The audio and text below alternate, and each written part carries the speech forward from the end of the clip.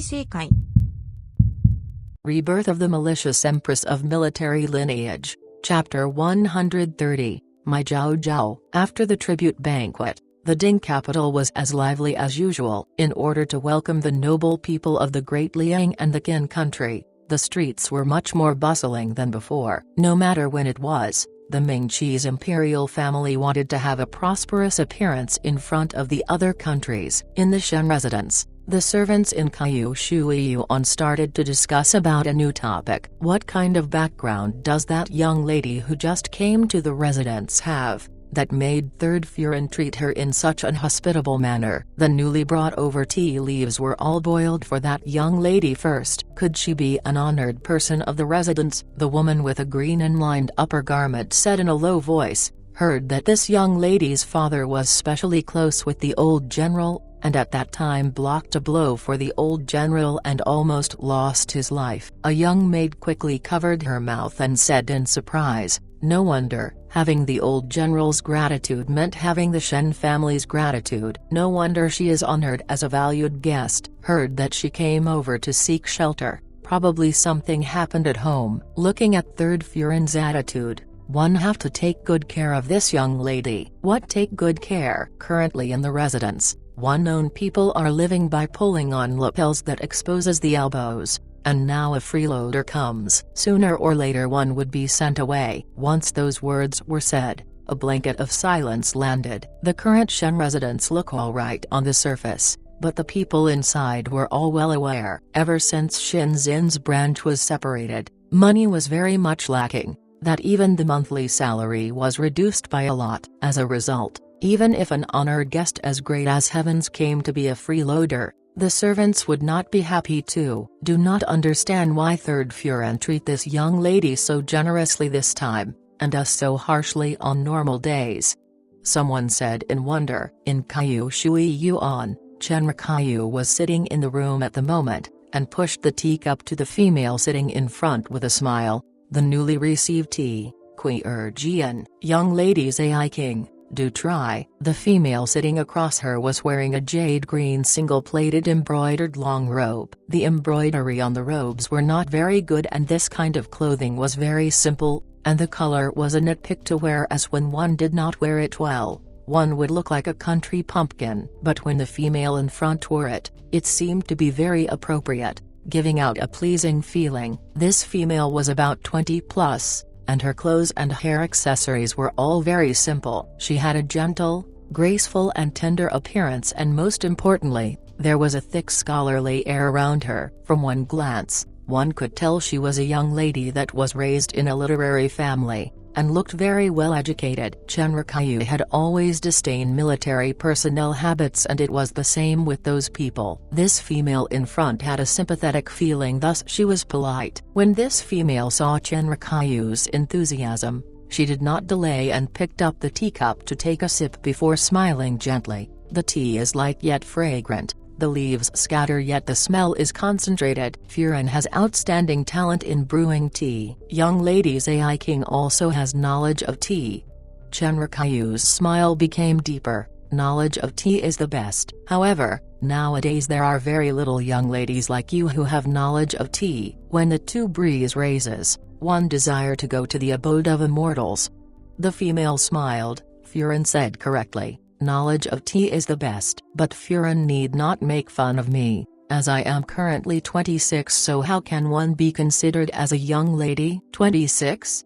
Chenra Kaiyu exclaimed, looking at young ladies AI King's appearance. One only guessed just above 10. But it is also good. Even though one have 10 plus years of appearance, one has the bearing of a 20-plus-year-old. It is indeed rare to have such calm and broad levelness. The green-clad female in front was the person who came over yesterday to seek gratuitous financial help. She was called Chang's AI King. Her father, Chang, who was previously the old General Shen's subordinate, and he blocked a knife for the old General Shen in the battlefield, and thus harmed the foundation of his body and was unable to go up to the battlefield again. Chang, whose entire family relied on Chang He for support, so the old General Shen felt conscience-stricken. and privately took out his money to aid them. At that time Chang Zai King was young, but Shenzhen was at the age where he could get married, so the old General Shen even joked that he wanted Chang Zai King to be his daughter-in-law. It was just that the old General Shen passed away before he could see Shenzhen married. Because no one knew that the old General Shen was secretly providing aid to Chang Hu's family, there was no longer any contact between the Chang and Shen family after that. No one had ever thought that the Chang family would come at this time. A look of grief appeared at the bottom of Chang Zai King's eyes. One's heart really felt sorry for the sudden intrusion and for bringing such trouble to the Shen family. She looked at Chen Rikayu. Zai King knows that the request is abrupt, and if Furen feels inconvenient, then Zai King will leave now and not give the Shen family any trouble. Despite saying that, in a swift moment when her eyes were looking down, she could not help but bit her lips. Chen Rikayu pulled her hand over cordially. "What is young lady Zai King saying? Since your father saved my father-in-law, your Chang family is our Shen family's benefactor." Furthermore, at the beginning the friendship between the old general and the Chang family was like brothers, so we are all one family. Since we are all one family, we cannot watch with folded arms as you have difficulties.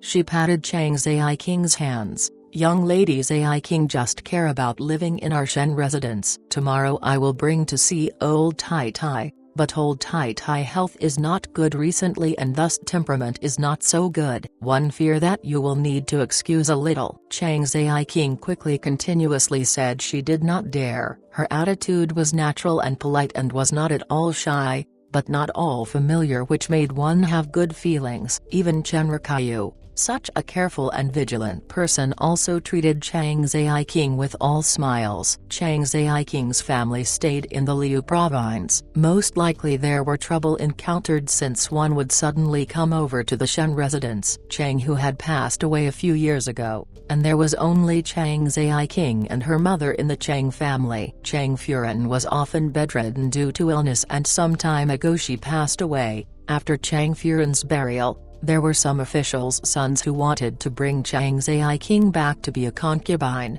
and Chang Zai King had no way out, and just as she hanged herself with a white silk, her nanny saved her. Her nanny told Chang Zai King that perhaps Chang Hu's old acquaintance, the old General Shen, could save her. When Chang Zai King was young she had seen the old General Shen before, and vaguely remember him as a generous and forthright military person. And as one was unable to think about any other way out, she then took a carriage over to the Ding capital. Upon reaching the Shen residence, she saw Chen Rikayu, and after Chen Rikayu heard the entire story, she was settled down by her. Chen Rikayu looked at Chang Zai King in smiles. Young lady Zai King lived in the Liu province, such a water town. The Ding capital is not like the Liu province, so one do not know if the meals are to suit one's taste. Is one comfortable staying in the western courtyard? Furen is too modest. Chang Zai King smiled and answered, Furen's care is very thoughtful. Staying in the western courtyard is also very considerate. But, she was somewhat puzzled, is the western courtyard, such a big courtyard, all the while empty? After saying that, she felt that she was too abrupt and smiled. One asked too discourteously, may Furen not blame? I take you as our own people, what is it about blaming and not blaming?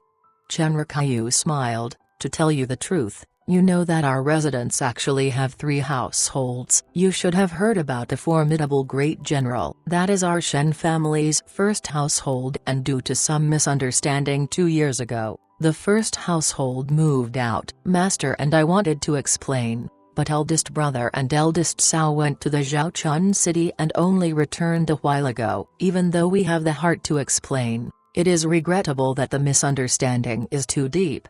As Chen Rikayu spoke, a hopeless look appeared on the surface and she spoke while shaking her head, really do not know what to do at all. Chang Zai King was surprised for a moment, according to Furen's words. That western courtyard was originally the place where eldest brother's family stayed at. Chang Zai King was suddenly enlightened, and saw that Chen Rikayu was somewhat sad and quickly consoled. Furen need not be overly concerned. In this world, Blood is thicker than water. Even if it is a misunderstanding, it will be undone. Moreover, one is a family. After a period of time, even if Furin do not say it, one thinks that the great General Shan would not be troubled with these matters. Chenrikyu smiled. I know all these logically, but hearing young lady Zai King saying it, one's heart is much more relieved.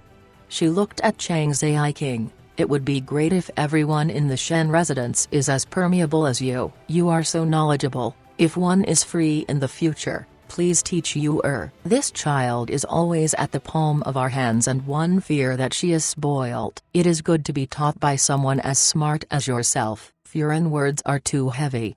Chang Zai King said with a smile. Yu-er is well educated and exceptionally intelligent. In the Liu province I have never seen such a brightly intelligent young lady like her. One think that she is one of the best in the Ding capital. A female should be just like this, well learned and versatile. It would give out a different vigor. To complement that flawlessly, it fitted snugly into Chenrikyu's heart. The discussion carried on, and quickly it was almost noon before Chang Zai King left. After Chang Zai King left, Shi King wiped the table and carefully asked, is Furin indeed going to keep that young lady Zai King? She hesitated before reminding, now that the residence expenses has grown bigger, one fear that old Tai Tai will be upset upon hearing about it. Old Shen Furin gotten more stingy, and if she really knew that Chang Zai King came the Shen residence, and the Shen residence has to spend money to raise an idler, naturally she would not be satisfied. So Chenrikyu told Chang Zai King that old Shen Furin's temperament was not good recently and hoped that she tolerate it. What does that short-sighted old woman know? Chenrikyu scorned, unable to accomplish anything but liable to spoil everything. How could one see matters in the future? Could it be that Furin find that there is some purpose for this young lady Zai King? Hu Yi's brain starting moving as she understood her Furin's mindset. If it was 2 years ago, Chenrikyu was willing to put up a kind and charitable fairy image to gain a good reputation, but now without any money and since she was unable to care of oneself, it would be strange to provide relief to others. Just from the speech and manner she is very intricate and do not seem to resemble the short-sightedness of an ordinary female. Her appearance is not bad and is gentle-looking, and the rare thing was that her temperament was also gentle. For this kind of intelligence, even if placed in the residence, she would have a good role. It would be fine if one did not have the ambition, but once there is an ambition, not surpassing 5 years, this female would definitely get whatever she want. Chenrikyu smiled. Since birth, she was surrounded by the schemes of females, and Chenrikyu's mother was very powerful in them. And Chenrikyu saw a shadow of her mother on Chang Zai King. Even though Chang Zai King was still young, one feared that her future achievements would be even more outstanding. But what can such a powerless person do? Hu Yi was puzzled. Could it be that Furin want to create a chance for young lady Zai King to fly into the sky and climb up the branches before returning to pay back Furin? When Chenrikyu heard this she laughed. Such an intelligent person with an active mind, with a docile appearance but in fact with a heart filled with arrogance. How would such a person willingly bend down after reaching high branches? Do not expect to have any paybacks, as she would turn her nose up. Then Furin, such an outstanding person, I cannot bear to give to others.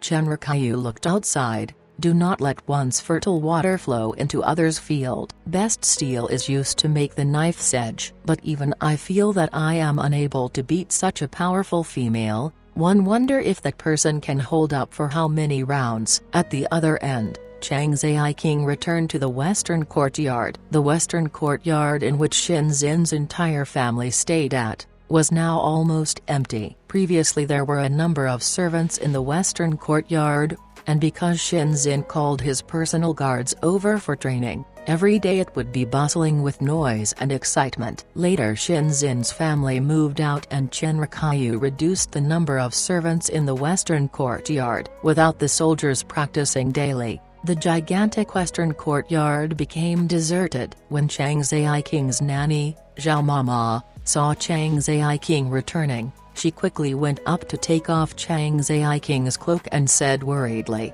"Young lady, How was the conversation with Third Shen Furen today? It was Zhao Mama's idea to let Chang Zai King to enter the capital to seek the Shen family for help. If there were no other ideas, Chang Zai King really did not have any other roads to walk. But the Shen and Chang families had not came into contact for so many years, and people's hearts were volatile. Originally the old General Shen might be willing to take care of the Chang family, but now that the old General Shen was no longer present, who knew how would the Shen family treat Chang Zai King? Chang Zai King rubbed her forehead and sat on the soft couch in the middle of the room. Third Shen Furen is very enthusiastic and agreed for us to stay for a period of time. Even if those people come to the Ding capital, one think that they dare not come to provoke the Shen family. Zhao Mama then patted her chest in relief. Amitabha. Originally, Master said that everyone in the Shen family has a bodhisattva's heart, and one was originally worried for young lady and feared that the Shen family was not willing to help. Now it seems that one can be reassured. Mama is oversensitive. Chang Zai King smiled coldly and her face did not change. How would there be a free lunch under the heavens? Even if the old General Shen took care of the Chang family, it was because father blocked that knife for him all those years ago. There are no one that would treat other people well for nothing. For Third Shen Furen to be this enthusiastic, it is only because I am of some use to her. Zhao Mama was surprised and looked at Chang Zai King. Young ladies meant that Third Shen Furen is not someone good? Then what can be done? Mama rest assured. Chang Zai King comforted her but her eyes were filled with a chilling sensation. Third Shen Furen have something to beseech of me. I too have some needs from her. Even though one do not know what kind of play she is planning, one can always find a solution. But Zhao Mama was somewhat uneasy. Rest assured Mama, Chang Zai King said with a smile, we have overcome the hardest matter. Reaching today and seeing that there is a route to live, what is there for me to be scared about? The Shen family is a springboard. Naturally one must make full use of it. Since Third Shen Furen want to make use to me, I would also make use of her. Zhao Mama looked at Chang Zai King and finally nodded her head. This old servant only want good things for young lady. Whatever young lady say it is, it will be. The Ding capital was Mingqi's capital city and naturally the land would be expensive. The most expensive land in the Ding capital, other than outside the palace, was the Yanqing Lane. The Yanqing Lane was located at the southern part of the city and not far from there were the most bustling of restaurants and shops, and faced the river with wonderful scenery. The reason to the high value of the Yanqing Lane, other than having former dignitaries previously residing, was that a particularly famous Taoist priest one day came to see the geomancy of the area, and mentioned that other than being expensive, this place had dragon energy and other than descendants of royalty, no one was able to contain the dragon energy in this area, and only the honored one under heavens could do so. The Mingqi's imperial family was not located at the southern part of the city and could not be rebuilding the palaces, as the commoners would complain, and there was not so much money in the treasury. But whoever dared to stay in a place with dragon energy would be dismissed by the emperor, and even those who were not afraid were unable to afford that much money. Thus the Yanqing Lane was very empty and became a decoration for so many years. But at the moment, finally someone moved into the Yanqing Lane. They were not others but the guests from the Qian country and the Great Liang. The one that came from the Qian country was the crown prince,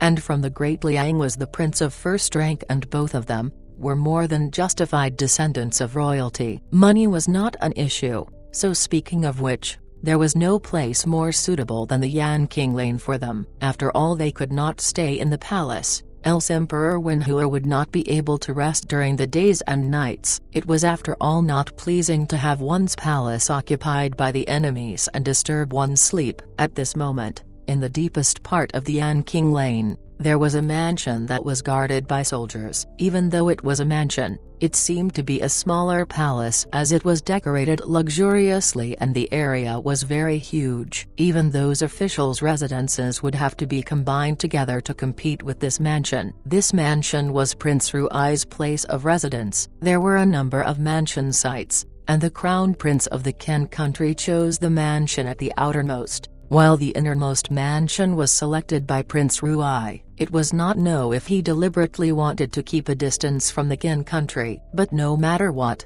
this mansion was the most expensive of the entire Yanqing Lane, and was twice more expensive than the one chosen by the crown prince of the Qian country. That Prince Ruai did not even blink his eyes at the cost, making others wonder if the Great Liang's treasury was truly filled up with gold. Prince Ruai of the Great Liang was extremely arrogant. On the first day moving in, he instructed to remove the door plaque and put a golden bright and dazzling plaque up with Prince Ruai's residence. This made one felt laughable and ridiculous. This Prince Ruai of Great Liang ran to Mingqi to buy a mansion and even put up such a plaque. Could it be that he really wanted to live here? At this moment, in one of the courtyards of Prince Ruai's residence, there was a snowy white thing that was flopping on the floor. This thing is dexterous, but it is just too fierce. Just such a little thing, and it is already so fierce. Why does master want to keep it?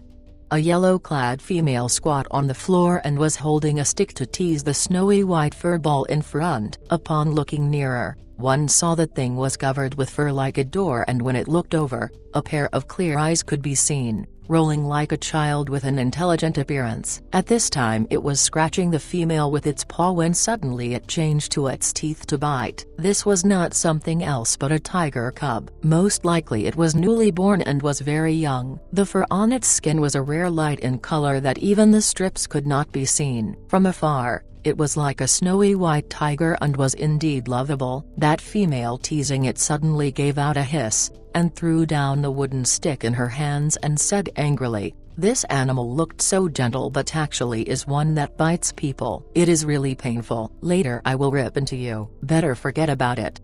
The other female voice sounded. It was a conspicuously charming female clad in a light red robe. She looked at the bundle on the floor and said, "It is personally brought back to raise by Master Yi Ying. One fear that before you can touch it, you will be torn apart by Master." The female by the name of Yi Ying stood up, and the white tiger cub went forward to grasp the corner of her skirt, and held it in its mouth and pulled it before it was kicked away by Yi Ying. She walked to the red-clad female's side. "Huo Long, is Master insane? Why raise what tiger without rhyme or reason? The tiger looks good and cute, but its temper is savage. What if in the future it injures people?" Huo Long shrugged her shoulders. "Most likely it has a sudden temper." After this tiger was brought back, it kept on eating and sleeping and then sleeping and eating. After opening its eye for a few days, it then know how to bite people. In the future, when Master bring back a big tiger, His Majesty would have a headache upon the knowledge.